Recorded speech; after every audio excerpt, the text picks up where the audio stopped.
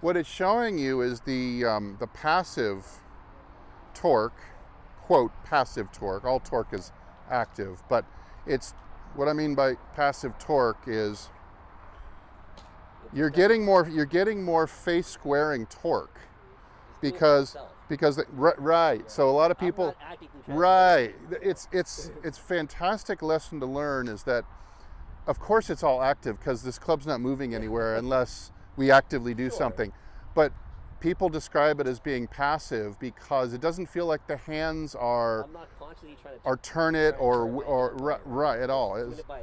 It's doing it by itself. It's a great lesson to learn, and this is the difference between the early extension, where the handle is going to probably have to go this way, compared to here. Now the handle can work its way around towards the camera.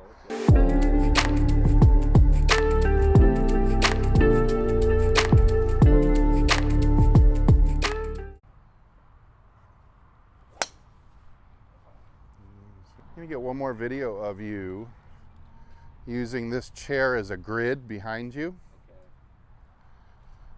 To me, there's multiple things going on here. And of course, you're saying that your trend is still kind of pushy, blocky, slicey. Yep. Yeah, okay.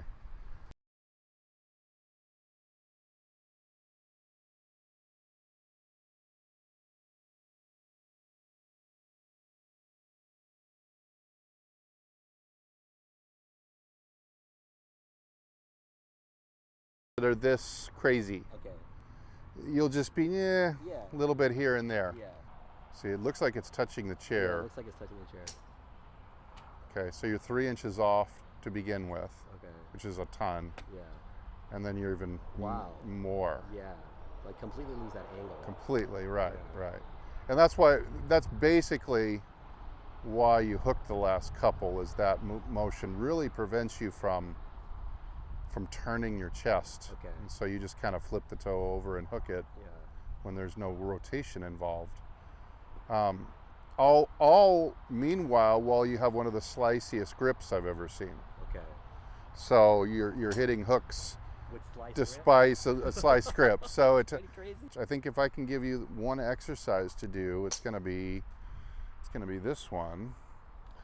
And that's okay. You have a cart bag.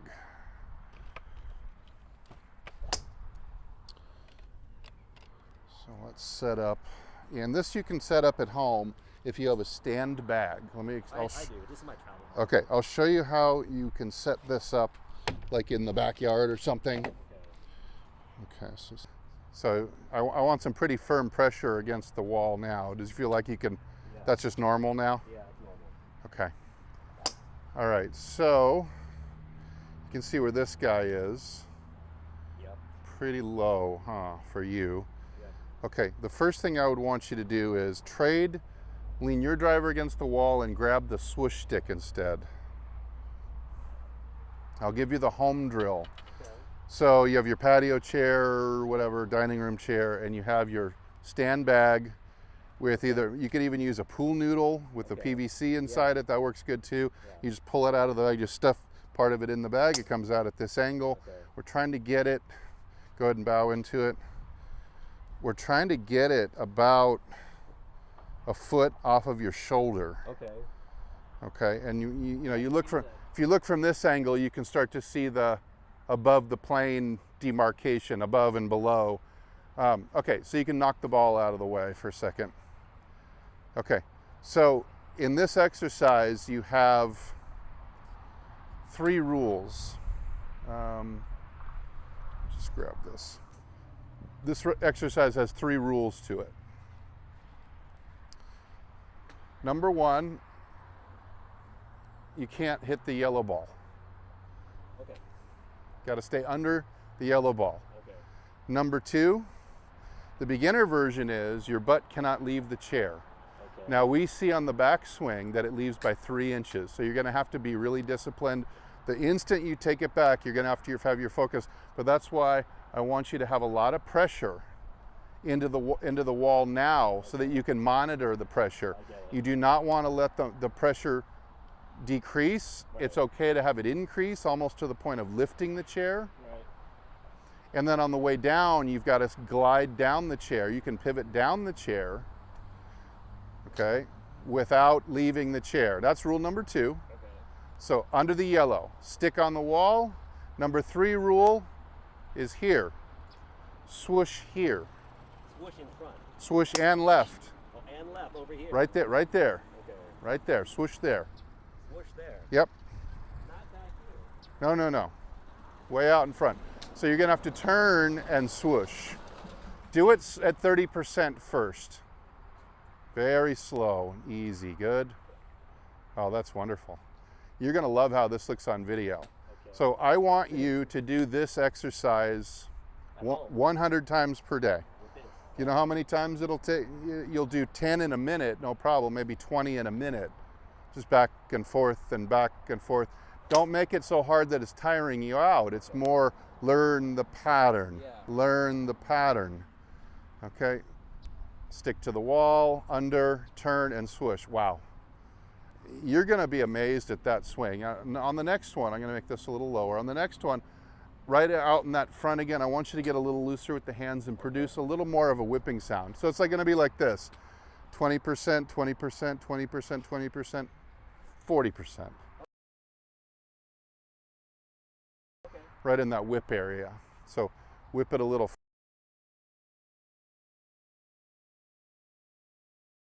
freer. Slow and, okay, you're early on the swoosh. Not by much, it's still a good swing. It's dead on plane. It's amazing how good this looks. Slowly, slowly under. Beauty. You caught a lot of wood on that one.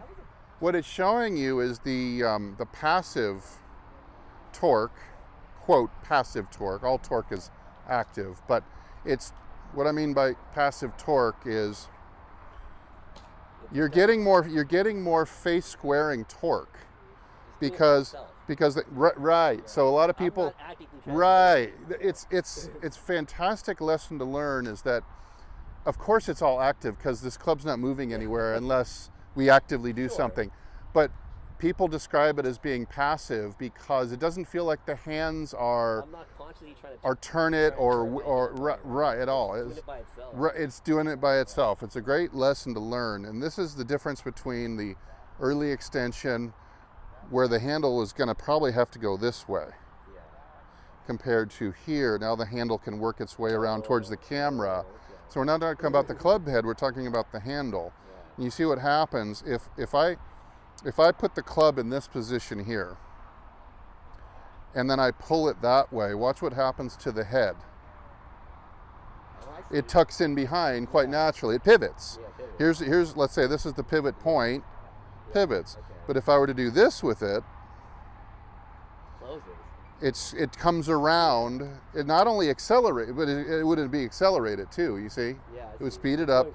So if my pull force on this handle, let's say, is either on this vector, and in fact it's not going to be a linear vector, it's going to be some kind of curved linear. So it's going to be like this. But you see, and it stays the hand on plane. right, So right, it's moving. right.